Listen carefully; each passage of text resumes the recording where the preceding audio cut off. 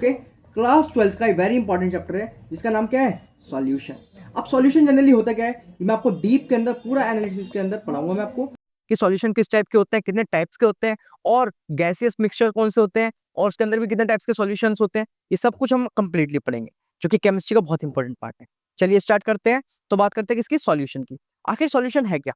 देखिए, solution is a mixture of homogeneous mixture. Homogeneous mixture होता है जो कि same number of compound, same number of solute and solvent से मिलकर बनता है, ऑफ सॉल्यूट एंड सॉल्वेंट, जिसके अंदर हम पढ़ते हैं टाइप्स ऑफ सॉल्यूशन। सॉल्यूशन के कई सारे टाइप्स होते हैं, जैसे saturated solution, unsaturated solution and super solution, यानी कि सुपर सैचुरेटेड सॉल्यूशन। ठीक है, अब जनरली बात करें सॉल्यूशन होता क्या है। सॉल्यूशन जनरली मेरा क्या, सॉल्यूशन जनरली दो चीजों से मिलकर बनता है, पहला सॉल्यूट और दूसरा सॉल्वेंट। और what is solute sir? Solute वो होता है किसी भी सॉल्यूशन के अंदर जो कम अमाउंट के अंदर डलता है, उसको कहते हैं हम सॉल्यूट। जैसे कि नमक डलता है किसके अंदर, खाने के अंदर, तो इस एक्ट एज अ सॉल्यूट। क्या बात समझ आई? और सॉल्वेंट वो होता है जो लार्ज अमाउंट में प्रेजेंट होता है। सॉल्वेंट कौन होता है? जो लार्ज अमाउंट में प्रेजेंट होता है, जिसको हम डिनोट करते हैं किससे, सॉल्वेंट से। और ये बात ध्यान रखना, हम अपने अंडरस्टैंडिंग के लिए सॉल्यूट को हम डिनोट करेंगे किससे, बी से। किससे डिनोट करेंगे सॉल्यूट को, बी से। एंड सॉल्वेंट को डिनोट करेंगे हम किससे, ए से। क्या आपको बात समझ आई? ठीक है, जो स्मॉल अमाउंट में प्रेजेंट है वो मेरा सॉल्यूट होगा, लाइक सॉल्ट, जिसको हम Na भी कहते हैं, NaCl भी कहते हैं। क्या बात समझ आ रही है? और जो लार्ज अमाउंट में प्रेजेंट होगा, जैसे कि वाटर प्रेजेंट होता है, हम वाटर के अंदर क्या डालते हैं, NaCl डालते हैं, तो it act as a solute solvent. इसी के मिक्सचर को, इन दोनों के ही होमोजीनियस मिक्सचर, हेटेरोजीनियस मिक्सचर को हम क्या कहते हैं, सॉल्यूशन कहते हैं। थोड़ा सा मैंने डेफिनेशन अच्छे से आपको समझाइए, तो ये बात आपको ध्यान रखनी। ठीक है, इसको कहते हैं हम सॉल्यूशन। अब सैचुरेटेड सॉल्यूशन होते हैं, अनसैचुरेटेड होते हैं, सुपर सैचुरेटेड होते हैं। ये इंपॉर्टेंट है एनसीईआरटी के बेसिस पे। चलिए अब बात करते हैं किसके बारे में, कॉन्सेंट्रेशन टर्म्स के बारे में। किसके बारे में, कॉन्सेंट्रेशन टर्म। वीडियो बहुत छोटी रहेगी, ज्यादा बड़ी करने की कोशिश नहीं करेंगे हम इसको, ताकि हम हर एक चैप्टर को अच्छे से कवर कर पाए, हर एक टॉपिक को। कॉन्सेंट्रेशन टर्म की बात करें, कॉन्सेंट्रेशन टर्म हमेशा बहुत इंपॉर्टेंट टॉपिक माना जाता है। कॉन्सेंट्रेशन टर्म जैसे कि सबसे पहले आती है हमारी कौन सी, मोलैरिटी। क्या आती है, मोलैरिटी। और मैं आपको एक स्पेशल पॉइंट बनाना चाहूंगा, मोलैरिटी का दूसरा नाम क्या होता है, कॉन्सेंट्रेशन। क्या होता है दूसरा नाम इसका, कॉन्सेंट्रेशन। क्या नाम होता है मोलैरिटी का दूसरा नाम, कॉन्सेंट्रेशन। ये बात आपको ध्यान रखना है, कॉन्सेंट्रेशन होता है। ठीक है, number of solute present in a per litre solvent. एक लीटर सॉल्वेंट, यानी कि एक बॉटल के अंदर, एक लीटर की बॉटल ली, उसके अंदर कितने number of moles of solute present है, उसको कहते हैं हम क्या, molarity. Number of solutes present in a per litre solvent, it's called molarity, जिसको हम कॉन्सेंट्रेशन के नाम से भी जानते हैं। अब देखते हैं कैसे। इसका फॉर्मूला होता है molarity is equal to number of moles of solute, जिसको मैं बी से डिनोट कर रहा हूँ, एंड वॉल्यूम, जिसको क्या कहता हूँ मैं, किसमें, लीटर्स के अंदर। ठीक है, जिसको मैं फर्दर अगर मैं क्लासीफाई करूँ आगे जाके, तो इसको हटाते हैं एक बार और देखते हैं अच्छे से। मैंने क्या बोला आपको, number of moles of solute upon में वॉल्यूम इन लीटर। ठीक है, अब अगर मैं number of moles of solute निकालूं, तो आपको पढ़ा होगा मोल कॉन्सेप्ट के अंदर, आपने अच्छे से पढ़ा होगा क्या होता है नंबर ऑफ मोल्स, क्या होता है, given mass of solvent solute and molar mass of solute, जिसको मेरा कंबाइनली बनता है मेरा क्या, number of moles of solute बनता है। जिसको मैं कैलकुलेट करने के बाद अगर मैं वॉल्यूम से उसको डिवाइड करता हूँ, तो मेरा, और लीटर की वॉल्यूम से डिवाइड करता हूँ, तो मेरा निकल के आता है क्या, कॉन्सेंट्रेशन। क्या निकल के आता है, कॉन्सेंट्रेशन। अगर बात करूं मैं कॉन्सेंट्रेशन के ऊपर, तो कॉन्सेंट्रेशन में एक बात आपको ध्यान रखनी है, क्या वो सर, सर बात यह है कि जब भी हम वॉल्यूम लेंगे, वो मेरी किस में होनी चाहिए, लीटर में। अगर वो ml में होती है, इन केस होने के चांसेस हैं, बिकॉज है, बिल्कुल है। तो अगर वो ml में होती है, तो मेरे को उसको कैसे लिखना है, number of moles of solute upon में वॉल्यूम, और किसमें होगी वो, ml में। तो आपको कुछ नहीं करना, सिंपल 1000 से मल्टीप्लाई कर देना है, दैट्स ऑल, दैट्स ऑल। ठीक है, इस तरीके से this is a my formula of molarity. अब ये बात ध्यान रखना मेरी, जो मैं पॉइंट बता रहा हूँ ध्यान रखना है। मोलैरिटी के अंदर वॉल्यूम आ रहा है, हाँ जी सर बिल्कुल आ रहा है। क्या वॉल्यूम टेम्परेचर डिपेंडेंट होता है, जी सर बिल्कुल होता है। तो मोलैरिटी जो होती है मेरी, टेम्परेचर डिपेंडेंट होती है। कैसी होती है, टेम्परेचर डिपेंडेंट, और टेम्परेचर के इनवर्सली प्रोपोर्शनल होता है मेरा कॉन्सेंट्रेशन, यानी कि मोलैरिटी। क्या आपको बात समझ आई? ठीक है, वेरी गुड। चलिए बात करते हैं आगे नेक्स्ट टॉपिक की, जिसको कहते हैं हम क्या, क्या कहते हैं इसको हम, मोलैरिटी। मोलैरिटी, देखो मोलैरिटी और मोलैरिटी में डिफरेंस है, इसको कैपिटल एम से डिनोट करते हैं, इसको स्मॉल एम से। उससे पहले मैं यूनिट बताता हूँ। मोल, नंबर ऑफ मोल्स की यूनिट क्या होती है, मोल, और इसकी क्या होगी, लीटर। क्या होगी, लीटर। तो मोल पर litre is a unit of, is a unit of molarity. Okay, बात करते हैं नेक्स्ट मोलैरिटी की। किसकी बात करते हैं, मोलैरिटी की। नंबर ऑफ सॉल्यूट प्रेजेंट इन पर केजी सॉल्वेंट। इसके अंदर क्या था, पर लीटर सॉल्वेंट था, और इसके अंदर क्या है, पर केजी सॉल्वेंट है, बस डिफरेंस इतना ही है। तो इसी को कहेंगे हम क्या, मोलैलिटी, जिसको हम स्मॉल एम से डिनोट करेंगे, और स्मॉल एम से डिनोट कर रहे हैं तो यानी कि हमारा क्या आएगा, numbers of moles of solute upon में mass of solvent in KG, क्या आएगा, केजी में, ठीक है। यानी कि जिसको मैं कहता हूँ किसमें, गिवन मास ऑफ सॉल्यूट और molar mass of solute into में मास ग्राम के अंदर अगर मैं देता हूँ, अगर एसआई यूनिट की जगह मैं सीजीएस यूनिट के अंदर यानी कि ग्राम के अंदर देता हूँ, मैं किसके अंदर मास देता हूँ आपको, ग्राम के अंदर मास दिया जाता है, तो आपको क्या करना है, वही सेम टू सेम एमएल वाला कंसेप्ट अप्लाई करना है, और क्या लिख देना है यहाँ पे, 1000, क्या लिख देना है आपको, 1000। क्या बात समझ आई। चलिए, अब सेम इसी फॉर्मूले में हम एक बार ग्राफ बनाते हैं फिर से। क्या इसमें वॉल्यूम आ रहा है, नहीं। तो क्या वॉल्यूम आ रहा है, क्या मास कभी टेम्परेचर पर डिपेंड करता है, बिल्कुल नहीं करता। क्यों नहीं करता, क्योंकि मास और टेम्परेचर का कोई रिलेशन नहीं होता। वो इसलिए क्योंकि मास वॉल्यूम वॉल्यूम जैसे होता है, पानी की वॉल्यूम घटती बढ़ती है टेम्परेचर के अकॉर्डिंग, ऐसे ही मास क्या नहीं होता, घटता बढ़ता नहीं है। तो इसका मतलब मास इंडिपेंडेंट होता है, तो इसका ग्राफ कोई नहीं होता, यानी कि टेम्परेचर इंडिपेंडेंट प्रॉपर्टी है। क्या है ये, टेम्परेचर, टेम्परेचर इंडिपेंडेंट प्रॉपर्टी। क्या बात समझ आई आपको, टेम्परेचर इंडिपेंडेंट प्रॉपर्टी है सिंपली। ओके, चलिए आगे बढ़ते हैं और देखते हैं। बात करें नेक्स्ट कॉन्सेंट्रेशन टर्म, जिसको कहते हैं मोल फ्रैक्शन। क्या कहते हैं इसको हम, मोल फ्रैक्शन। मोल फ्रैक्शन को जनरली हम डिनोट करते हैं किससे, हमारा एक होता है वर्ड जिसको कहते हैं हम काई। क्या कहते हैं इसको हम, काई। कई लोग चाय भी कहते हैं बट काई कहते हैं, चाय तो चाय पीने वाली होगी, तो हम क्या कहेंगे इसको, हम काई कहेंगे। ओके, अब बात करें काई की, तो व्हाट इज काई सर, काई रिप्रेजेंट्स मोल फ्रैक्शन। किसको रिप्रेजेंट करता है, हमारा मोल फ्रैक्शन को रिप्रेजेंट करता है। तो देखो ये रहा, the number of molecules of particle components in a mixture divided by the total number of moles in given mixture. मतलब एक अगर बकेट है, उसके अंदर जितने नंबर ऑफ मोल्स हमें निकालने हैं, इसके बारे में बोला गया है। मैंने बोला है नंबर ऑफ मोल्स ऑफ ए निकालो, तो एन ए निकालोगे, जिसको एन टोटल से डिवाइड कर दोगे तो मेरा क्या निकल के आ जाएगा, मोल फ्रैक्शन, यानी कि काई निकल के आ जाएगा। क्या निकल के आ जाएगा, काई। और इसी का सबसे ज्यादा रोल होता है हमारे कॉन्सेंट्रेशन टर्म्स के अंदर। वो कैसे सर दिखते हैं, काई से हम डिनोट करते हैं इसको, ये रहा काई, ठीक है। अब फॉर्मूला क्या है, काई ए, ये किसके लिए, सॉल्वेंट के लिए है, किसके लिए, सॉल्वेंट के लिए, और ये किसके लिए, सॉल्यूट के लिए। तो ये बात आपको ध्यान रखना है। तो क्या लिखेंगे हम फॉर्मूला, सिंपली फॉर्मूला हमारा रहेगा काई ए इज इक्वल टू में number of moles of A upon में एन टोटल। क्या लिखेंगे, एन टोटल, और एन टोटल हमारा क्या होता है, एन ए प्लस में एन बी, यानी कि पूरी बकेट के अंदर क्या है, एन ए भी है प्लस में एन बी भी है, तो दोनों का टोटल ही तो करेंगे, ये तो मेरा हो गया एन टोटल। क्या आपको बात समझ आ रही है, इसे होंगे सिंपली। तो ये देखिए, और काई बी के लिए क्या लिखेंगे, chi B is equal to में number of moles of B upon में number of moles of A plus में number of moles of B. ये बी की रिस्पेक्ट में और ये ए की रिस्पेक्ट में, तो इसलिए काई बी एंड काई ए। क्या बात समझ आई आपको। और एक और पॉइंट आपको बता रहा हूँ इंपॉर्टेंट, वो ये है कि जब भी मैं काई ए एंड काई बी को ऐड करता हूँ तो मेरा जो आएगा वर्ड कितना आएगा, जो हमारा नंबर आएगा हमेशा वो कितना आएगा, 1। यानी कि हमेशा दोनों का जो मिक्सचर का जो कंपोनेंट रहता है वो मेरा कितना रहता है, 1। या फिर मैं कह सकता हूँ 100%। क्या कह सकता हूँ मैं, 100%। अब इसको ये किस में, परसेंटेज में, जब इसको आप फ्रैक्शन में करोगे तो 1 ही आएगा ना, डिवाइड करोगे तो कितना आएगा, 1 ही आएगा। तो इस तरीके से मैंने यहाँ पे 1 लिख रखा। क्या बात समझ आई। यानी कि आप कह सकते हो कि काई ए, मेरी बात ध्यान से सुनना, इज इक्वल टू में 1 माइनस काई बी, 101% कह सकते हैं। क्या कह सकते हैं, फिर से बताता हूँ आपको, मैंने आखिर क्या बोला आपसे, मैंने सिंपली ये बात बोली कि अगर काई ए दे रखा है तो क्या मैं इसको लिख सकता हूँ, काई 1 minus chi B. Yes sir, why not, क्यों नहीं लिख सकते, आप बिल्कुल लिख सकते हो, ठीक है। यानी कि मेरा जो हमारा काई है, काई का फॉर्मूला होता है, काई बी का जो वैल्यू होती है वो हमेशा 1 से 0 से लेकर के 1 के बीच में लाई करेगी। अगर इससे ऊपर लाई करती है, इसका मतलब आप गलत तरीके से सॉल्व कर रहे हो। तो ये मैंने आपको एक ट्रिक बता दी, पॉइंट बता दिया नोट करने का, कि काई ए काई बी की वैल्यू जो है हमेशा 1 के बीच में क्या होगी, अलाइन होगी, 0 to 1 के बीच में। अब आते हैं हमारा नेक्स्ट कॉन्सेप्ट जो बहुत इंपॉर्टेंट है, percentage weight by weight, percentage volume by volume, percentage volume by mass by weight.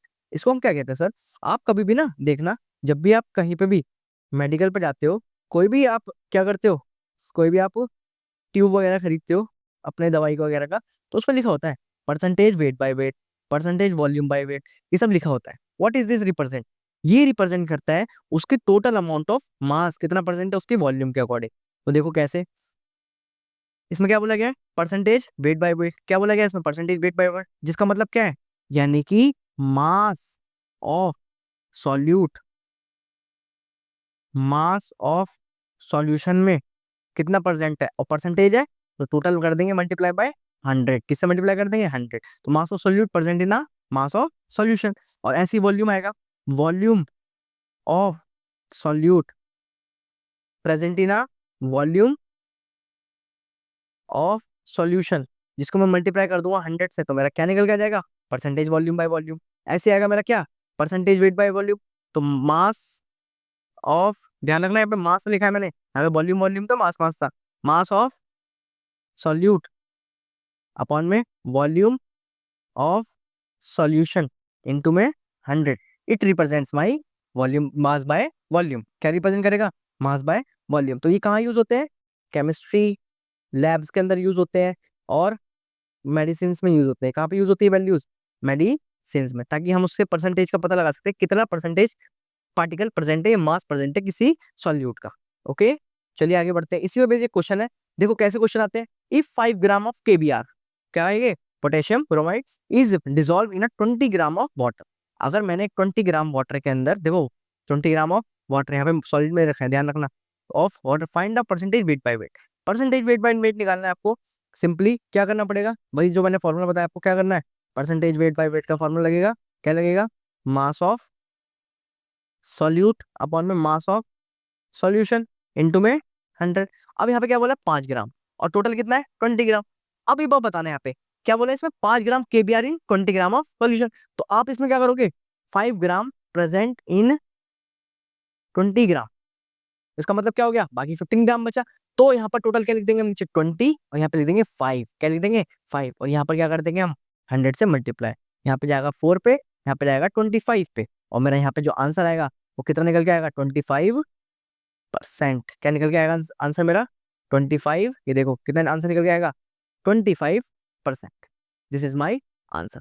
कुछ इस तरीके से होता है, यानी कि क्या बता रहा है, मेरा जो केबीआर की परसेंटेज है वो वाटर के अंदर, 20 ग्राम वाटर के अंदर कितना है, 25% है। यानी कि मैं लिख सकता हूँ 25 वेट बाय वेट। तो इस तरीके से किया जाता है। तो देखो 25% वेट बाय वेट, तो इस तरीके से मैं सॉल्यूशन को लिख सकता हूँ, रिप्रेजेंट कर सकता हूँ। ऐसे ही आपको 2 क्वेश्चन और दे रहा हूँ, question number 2 and question number 3, ये आपको कमेंट सेक्शन के अंदर जरूर बताने हैं। ओके, चलिए आगे बढ़ते हैं, देखते हैं।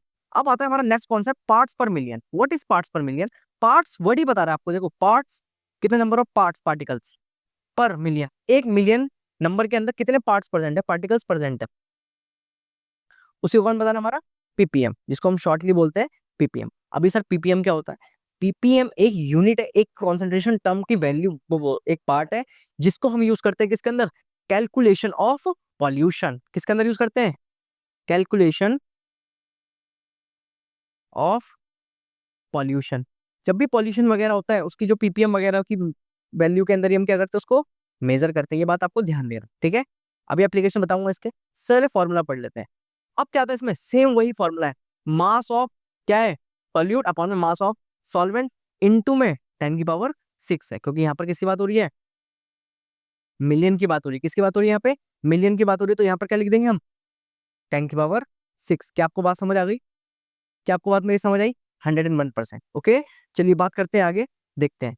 अब पीपीबी, ऐसे सर एक और कॉन्सेंट्रेशन टर्म आती है जो आपके एनसीईआरटी में नहीं दे रखी है, मैं आपको बता देता हूँ क्या है वो, PPB. What is PPB sir, what is PPB sir, PPB generally होती क्या है, पार्ट्स पर बिलियन। क्या होती है, पार्ट्स पर बिलियन, ये बिलियन में आ गई। यहाँ पे सब कुछ सेम रहेगा एज इट इज, इंटू 10⁹ हो जाएगा। क्या हो जाएगा, 10⁹, यानी कि 1 बिलियन पार्टिकल्स, मॉलिक्यूल्स के अंदर कितने पार्टिकल्स प्रेजेंट है किसी भी पार्टिकुलर सॉल्यूट, उसको कहते हैं। तो क्या लिखा है, mass of solute upon mass of solvent, ठीक है। अब एप्लीकेशन देखते हैं, पीपीएम का एप्लीकेशन क्या होता है, एप्लीकेशन ऑफ पीपीएम। जो पीपीएम का एप्लीकेशन है वो जनरली कहाँ का है, देखो आप खुद देखो, हार्डनेस ऑफ वाटर, वाटर की हार्डनेस पता लगाने में, मैंने दे भी रखा है, देखो कितना पीपीएम है, 0 पीपीएम, 60 पीपीएम, ये देखो यहाँ पे बढ़ ही रहा है, यानी कि वाटर और ज्यादा हार्ड हो रहा है। और जितना हार्ड वाटर होता है उसके लिए हम यूज करते हैं डिटर्जेंट उतना ही ज्यादा, और उतना ही खारा पानी उसको कहा जाता है। बात समझ आ रही है आपको मेरी, क्योंकि नंबर ऑफ सॉल्यूट ज्यादा होगा इसके अंदर, यानी कि NaCl की अमाउंट ज्यादा हो गई, तो उसी के बेसिस पे क्या किया जाता है, इसको जज किया जाता है, और क्या बताया जाता है कि इसका खारापन ज्यादा या फिर कम है। ओके, इसको कहते हैं हम डिटर्जेंट कंसेप्ट, ठीक है। और डिटर्जेंट कौन सा यूज करते हैं, निरमा, जैसे आप यूज करते हैं ना वॉशिंग पाउडर निरमा, वही निरमा यूज किया जाता है। ओके, चलिए आगे बढ़ते हैं। और पॉल्यूशन इंडिकेटर किसके अंदर यूज करते हैं हम, एयर पॉल्यूशन के अंदर, जैसे अंदर पार्टिकुलर मैटर, कितने मैटर यानी कि कार्बन मोनोक्साइड, कैरोज, ये सब चीजें प्रेजेंट होती है। देखो कैरोज दे रखा है, ये सब चीजें कितनी पीपीएम के अंदर प्रेजेंट है, उसी को जज किया जाता है। देखो ग्राउंड लेवल पर O3 कितना है, NO2 कितना है, सल्फर डाइऑक्साइड कितना है, कार्बन मोनोऑक्साइड कितना है, इस सबको मेजर करने के लिए हम ppm की वैल्यू का ही यूज करते हैं। ओके, चलिए आगे बढ़ते हैं। अब बढ़ते हैं नेक्स्ट कॉन्सेप्ट जिसका नाम है फॉर्मेलिटी। क्या नाम है उसका? नॉर्मेलिटी। सॉरी, फॉर्मेलिटी इसके बाद है। क्या नाम है उसका? नॉर्मेलिटी। नॉर्मली पढ़ेंगे इसको, नॉर्मेलिटी है तो ठीक है। The number of equivalent solute, number of equivalent solute जिसके अंदर हमारे अनायन कटायन आ जाते हैं, उसकी बात कर रहे हैं। इक्विवेलेंट सॉल्यूट इसके अंदर हमारा एन फैक्टर आ जाता है। क्या आ जाता है? एन फैक्टर, उसकी बात कर रहे हैं। ठीक है, एन फैक्टर इसके अंदर आ जाता है। वो नॉर्मेलिटी का फॉर्मूला सिंपल दे रखा है, gram of equivalent equivalent mass of B, यानी कि यहाँ पर क्या है? बी का मतलब सॉल्यूट। क्या है मतलब यहाँ पे? बी का सॉल्यूट है। तो ये बात आपको ध्यान रखना है। ठीक है, और उसको डिवाइड कर देंगे हम किससे? वॉल्यूम ऑफ सॉल्यूशन से। तो मेरा क्या निकल के आ जाएगा? नॉर्मेलिटी। और लीटर में रखना, ये बात ध्यान रखना, ऐसा यूनिट। ठीक है, नेक्स्ट आता है मेरा कॉन्सेप्ट कौन सा? फॉर्मेलिटी। जैसे हमने नॉर्मेलिटी नॉर्मली करा, ऐसी फॉर्मेलिटी कर लेते हैं हम फॉर्मेलिटी पढ़ के। देखो, द ग्राम ऑफ इक्विवेलेंट क्या दे रखा है यहाँ पे? द ग्राम ऑफ इक्विवेलेंट देखो दे रखा है, the gram of formula mass पर लीटर वॉल्यूम। फॉर्मूला मास, जो फॉर्मूला दे रखा होगा ना, उसका मास कैलकुलेट करके आपको सॉल्यूट का लिख देना है। और नीचे वॉल्यूम से जब डिवाइड कर दोगे, वॉल्यूम से जब डिवाइड कर दोगे लीटर के अंदर, तो आपका पूरा कंसेप्ट फॉर्मेलिटी का बन जाएगा। और फॉर्मेलिटी का क्वेश्चन पे बहुत कम क्वेश्चन भी आते हैं। अब बात करते हैं एनसीईआरटी के अंदर टेबल है types of solution. Types of solution, देखो सॉल्यूशन कई तरह के हो सकते हैं। सॉल्यूशन कई तरह के हो सकते हैं, सॉलिड, लिक्विड और गैस। आपने आज तक जो सॉल्यूशन के बारे में पढ़ते ही सोचते होगे, वो सोचते होगे सिर्फ लिक्विड लिक्विड के लिए, लेकिन सॉल्यूशन गैसेस में भी होता है। आखिर वो भी तो मिक्स होती है, आखिर सॉलिड भी तो मिक्स होते हैं, तो they are act as a solution. तो दोनों सभी को हम सॉल्यूशन कंसिडर कर सकते हैं। तो टाइप्स ऑफ सॉल्यूशन की बात करें, सबसे पहला टाइप आता है गैसियस सॉल्यूशन, जिसके अंदर मेरा सॉल्यूट और सॉल्वेंट पे नजर रखनी है आपको। सबसे पहले बात करें सॉल्यूट की, तो मेरा गैस रहेगा सॉल्यूट, यानी कि और सबसे मेन इसमें सॉल्वेंट क्या रहेगा? सेम रहेगा। तो गैसियस सॉल्यूशन की बात करें तो मेरा सॉल्वेंट क्या रहेगा? मेजर पार्ट हमेशा गैस रहेगा, ऐसे लिक्विड रहेगा, ऐसे सॉलिड रहेगा। तो बात करें सॉल्यूट एंड सॉल्वेंट की, तो इसको मैं लिख सकता हूँ, इधर देखो, इसको मैं लिखूंगा क्या? N B. इसको क्या लिखूंगा? N A. या फिर मैं सिर्फ बी भी लिख सकता हूँ एंड ए भी लिख सकता हूँ। हाँ जी सर, बिल्कुल, क्यों नहीं। ठीक है, अब बात करें यहाँ पे देखो तीनों चीजें कांस्टेंट है, यानी कि सॉल्यूशन सॉल्वेंट सबका सेम है। गैस गैस यानी कि दोनों सेम है। तो इसका एग्जांपल क्या है? Mixture of oxygen in nitrogen, तो दोनों गैस ही है, 100% सही है। Liquid in gas, chloroform CCl3 जब ऐड की जाती है किसी अंदर नाइट्रोजन गैस के अंदर, तो मेरा किसका एग्जांपल बनता है? ये लिक्विड इन गैस का। सॉलिड इन गैस, कैम्फर जिसको कहते हैं ना हम, क्या कहते हैं उसको? हम सब्लिमेशन की प्रोसेस में यूज होते हैं कैम्फर। उस कैम्फर को यूज करते हैं किसके अंदर? नाइट्रोजन गैस के अंदर। तो मेरा बनता है सॉलिड गैस, सॉलिड वाला सॉल्यूशन। बात करें लिक्विड सॉल्यूशन की, किसकी बात करें? लिक्विड सॉल्यूशन की, जिसके अंदर मेरा क्या रहेगा? लिक्विड रहेगा, सॉल्वेंट मैक्सिमम। ठीक है, gas in liquid, oxygen dissolve in water, यानी कि O2 जब भी डिजोल्व होती है वाटर के अंदर, तो मेरा किसका एग्जांपल बन जाता है? मेरा ये गैस इन लिक्विड का, easy. Liquid in liquid, ethanol dissolve in water. Ethanol होता है ना, इथेनॉल हम आजकल E20 पेट्रोल भी यूज कर रहे हैं। क्या यूज कर रहे हैं? E20 पेट्रोल भी यूज कर रहे हैं, जो कि काफी अच्छा माना जाता है इंजन के लिए, बट वो इंजन को काफी डैमेज भी करता है। ठीक है, सॉलिड लिक्विड, क्या सॉलिड लिक्विड? ग्लूकोज, ग्लूकोज एक सॉलिड है, ध्यान रखना ये बात। जब वो वाटर में डिजोल्व होता है तो उसको कहते हैं सॉलिड इन लिक्विड का एग्जांपल। और मैं आपको जो बता रहा हूँ ना, ये बहुत ही इंपॉर्टेंट है, हर साल यहाँ से CBSE में क्वेश्चन पूछे जाते हैं, ये बात ध्यान रखना। Glucose, ethanol, oxygen, camphor, chloroform mixture, ये जो है ऑक्सीजन का मिक्सचर जो है, ये सब चीजें। ठीक है, नेक्स्ट आता है मेरा सॉलिड सॉल्यूशन, जिसके अंदर सॉल्वेंट मेरा सॉलिड रहेगा एंड सॉल्यूट चेंज होता रहेगा। Gas in solid, solution of hydrogen and palladium. PD क्या एक सॉलिड है, और गैस जब इससे फ्यूज होता है तो H2PD बनता है। क्या बनता है? H2PD रिएक्शन होती है, इसके अंदर हम उसके ऑर्गेनिक के अंदर अच्छे से पढ़ेंगे। Liquid in solid, amalgam and mercury, ये इंपॉर्टेंट होता है, हर साल पूछा जाता है। और ये पूछा भी गया आपका, कब पूछा गया ये क्वेश्चन? आपका नीट उड़ीसा में पूछा गया है आपका, ध्यान रखना ये बात, 2024 के अंदर। ठीक है, ये बात ध्यान रखना। सॉलिड सॉलिड का कॉपर, जब कॉपर जो है किसके साथ मिक्स कर देते हैं हम? एल्युमिनियम के साथ, तो मेरा क्या बनता है? अलॉय फॉर्मेशन होता है, तो उसी अलॉय फॉर्मेशन को कहते हैं हम क्या? एक सॉल्यूशन। तो बात ध्यान रखना, ये टेबल अपने आप में बहुत इंपॉर्टेंट टेबल है, क्वेश्चन आने के चांस बहुत होते हैं। नेक्स्ट पढ़ते हैं हम आगे की तरफ और देखते हैं। चलिए बात करें सॉल्युबिलिटी की, किसकी बात करें? सॉल्युबिलिटी। सॉल्युबिलिटी का कंसेप्ट बहुत ही इजी और बहुत ही मजेदार होता है। सॉल्युबिलिटी जनरली है क्या? मिलना, घुलना, उस कॉल्ड सॉल्युबिलिटी। सॉल्युबिलिटी किसके अंदर होती है और कौन सॉल्यूट होता है, कौन उसके अंदर सॉल्युबिलिटी के अंदर डिसॉल्व हो जाता है, उसको कहते हैं सॉल्युबिलिटी का कॉन्सेप्ट। कैसे सर? बात करते हैं किसकी? सॉल्वेंट की। सॉल्वेंट होता है ज्यादा अमाउंट में, सॉल्यूट होता है कम अमाउंट में। जब वो उसके अंदर घुल जाएगा उसी को कहेंगे सॉल्युबिलिटी। इजी है क्या? The maximum amount of substance that can dissolve in a specific amount of another substance and given temperature at particular given temperature and pressure, उसे कहेंगे हम क्या, solubility। जैसे कह सकते हैं यहाँ पे हम क्या हो रहा है, एक सॉल्वेंट किसके अंदर डिजोल्व हो रहा है, एक सॉल्यूट। सॉल्यूट क्या हो रहा है, सॉल्वेंट में डिजोल्व होकर मेरा क्या बना रहा है, सॉल्यूशन बना रहा है, और पार्टिकुलर टेम्परेचर एंड प्रेशर के अंदर। और टेम्परेचर मेरा किसके अंदर होगा, केल्विन के अंदर। क्या बात समझ आ गई, स्टैंडर्ड यूनिट्स रखनी। अब बात करें फैक्टर अफेक्टिंग सॉल्युबिलिटी। सॉल्युबिलिटी कई तरह की होती है, उसको फैक्टर्स भी अफेक्ट करते हैं। जैसे कैसे सर, नेचर ऑफ सॉल्यूट, अगर बहुत ज्यादा हार्ड हुआ तो कैसे इतनी जल्दी सॉल्युबिलिटी अच्छे से होगी, तो इसलिए इस पे हमारा क्या बनता है, एक ऑर्डर बनता है। सॉल्युबिलिटी ऑफ गैस सबसे ज्यादा होती है, गैस इजिली डिसॉल्वेबल होती है। उसके बाद आता है मेरा सॉल्युबिलिटी ऑफ लिक्विड। क्या आता है मेरा, सॉल्युबिलिटी ऑफ, थोड़ा गला बैठा हुआ है, सॉल्युबिलिटी ऑफ लिक्विड। फिर आता है मेरा सॉल्युबिलिटी ऑफ सॉलिड, यानी कि सबसे ज्यादा सॉल्युबिलिटी होती है मेरी किसकी होती है, गैस की। तो यहाँ पर मेरा ऑर्डर बढ़ जाता है। आपको बात समझ आई, यहाँ पर मेरा क्या होता है, ऑर्डर बढ़ जाता है सिंपली। ठीक है, तो ये बात आपको ध्यान रखना है। बात करो नेक्स्ट कॉन्सेप्ट की, जिसको कहते हैं हम क्या, टेम्परेचर।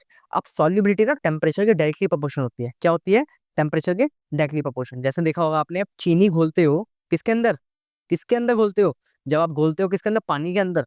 तो आपने देखा होगा कितनी जल्दी मिक्स होती है जब गर्म करते हैं। वैसे गिला काफी स्टीर करते रहोगे नहीं होता, बट गर्म कर दोगे ना क्या हो जाता है, वो काफी ज्यादा फास्ट डिजोल्व होती है। तो टेम्परेचर के सॉल्युबिलिटी डायरेक्टली प्रोपोर्शन होती है, और सॉलिड सॉल्यूट होना चाहिए, कंडीशन ये है। ठीक है, प्रेशर की बात करें तो प्रेशर जो है सॉल्युबिलिटी के डायरेक्टली प्रोपोर्शन होता है। यस सर, बिल्कुल होता है, बट एक कंसेप्ट के लिए वैलिड नहीं है, वो है हमारा सॉलिड के लिए। अब सर ऐसा क्यों, प्रेशर कुकर में कभी आप पत्थर पका के देखना, कभी पत्थर बना के देखना, क्या पत्थर कभी डिजोल्व हो जाएगा पानी के अंदर, नहीं, because they are non compressible. क्या नहीं होते वो, क्या होते हैं वो, नॉन कंप्रेसिबल। तो आप क्या करोगे, अपने घर पे जाओगे, एंड घर पे जाकर क्या करना है आपको, एक कुकर के अंदर आपको काफी सारे पत्थर रखने हैं, एंड देन उसको हीट करना है, एंड आपको देखना है क्या वो पानी डालने के बाद मिक्स हुआ, काफी देर तक नहीं होगा, बिकॉज प्रेशर, हाई प्रेशर के अंदर वो अफेक्ट ही नहीं करता उसकी प्रॉपर्टी को। प्रेशर जो है, हाई प्रेशर उसकी प्रॉपर्टी को अफेक्ट नहीं करता। ऐसा करना मत, मैं मजाक कर रहा हूँ। ओके, चलिए आगे बढ़ते हैं। लिक्विड गैस इन दोनों को करेगा अच्छे से प्रेशर, बट सॉलिड को नहीं करेगा। यहाँ पे क्वेश्चन बनता है, इसलिए कह रहा हूँ मैं आपसे। टाइप्स ऑफ सॉल्युबिलिटी, अब यहीं से जो मेरा बहुत ज्यादा सारी थ्योरीज आना स्टार्ट हो जाती है, क्योंकि सॉल्युबिलिटी पे ही सभी साइंटिस्टों ने अपनी थ्योरीज दी थी। पहला थ्योरी आती है सॉलिड इन लिक्विड। अगर मैं सॉलिड को लिक्विड के अंदर डालूं तो मेरा सॉल्युबिलिटी पे क्या असर पड़ेगा और क्या बनेगा, वो देखते हैं। तो मेरा जब भी ये होता है तो उसके अंदर आपको पता ही है, प्रेशर तो इन्वॉल्व ही नहीं होता, क्योंकि सॉलिड है, प्रेशर तो इन्वॉल्व ही नहीं होगा। तो जनरली इसमें टर्म बनती है मेरी, अभी बताता हूँ आपको, गैस इन लिक्विड, जिसको कहते हैं हम हेनरीज लॉ। इसी पर ही आया मेरा कौन सा law, Henry's law. Solid liquid in liquid, जिस पर मेरा बन के आया राउट लॉ। और फिर इसके बाद आता है colligative property, point of factor, then chapter end. बहुत ही छोटा चैप्टर है, कुछ टॉपिक्स के अंदर खत्म है। आपको टॉपिक्स याद रखने हैं, आपको चैप्टर की पूरी लेंथ याद नहीं रखनी, आपको टॉपिक्स याद रखने हैं। ओके, चलिए बात करते हैं सॉलिड और टेम्परेचर की। सॉलिबिलिटी और टेम्परेचर का ग्राफ जो कि होता है मेरा कौन सा, स्ट्रेट लाइन। तो सॉलिबिलिटी डायरेक्टली प्रोपोर्शन किसके है, टेम्परेचर के। Reason, solid are incompressible. मैंने बताया ना आपको, इसका रीजन क्या है, pressure, high pressure do not affect solubility of solid. आगे बढ़े, चलिए बात करते हैं सॉलिड इन लिक्विड की। फर्स्ट पॉइंट आता है मेरा सॉलिड इन लिक्विड। अब सॉलिड इन लिक्विड की बात करूं तो उसके अंदर सबसे पहला पॉइंट आता है मेरा टेम्परेचर। अब टेम्परेचर की बात करते हैं सर, तो टेम्परेचर जो है सॉल्युबिलिटी के डायरेक्टली प्रोपोर्शनल होता है, ये हमें पता ही है। अब दो कंडीशन के अंदर, जब भी मेरा प्रोसेस एक्सोथर्मिक होगी, यानी कि हीट इवॉल्व हो रही होगी, तो मेरा सॉल्युबिलिटी कम होगी। क्या होगी, सॉल्युबिलिटी कम होगी। जब भी मेरा क्या कहते हैं, हीट एब्जॉर्ब हो रही होगी, हीट एब्जॉर्ब हो रही होगी, तो सॉल्युबिलिटी बढ़ेगी। जब भी आप कुकर के अंदर, प्रेशर कुकर के अंदर कुछ भी खाना बनाते हो, तो हीट एब्जॉर्ब करवाते हो कुकर को, या फिर उससे रिलीज करवाते हो। कभी ये कंसेप्ट ध्यान रखना, मैं आपको रियल लाइफ से समझा रहा हूँ कंसेप्ट, तो ध्यान रखना। जब भी आप प्रेशर कुकर के अंदर खाना बनाते हो, तो उसके अंदर क्या होता है, उसके अंदर सिंपल एक कंसेप्ट चलता है, हीट एब्जॉर्ब होती है, जिसकी वजह से उस खाने की सॉल्युबिलिटी बढ़ जाती है। अगर उसमें क्या है, बैगन का भरता बन रहा है आपके लिए स्पेशल वाला, तो वो क्या होगा, अच्छे से सॉल्युबल हो जाएगा।